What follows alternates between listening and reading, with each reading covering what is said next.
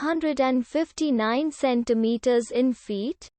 First of all, we need to know the value of 1 centimeter in feet. It's always 1 centimeter equals 0.03280839895 feet.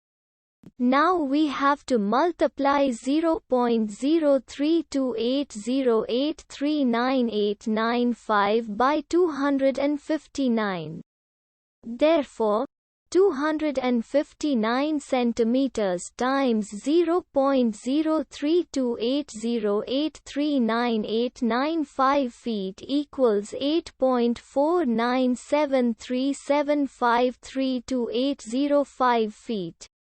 So, in other words, 259 centimeters equals 8.497375328805 feet. We hope you have enjoyed this video. Please like and subscribe to our channel for more videos like this.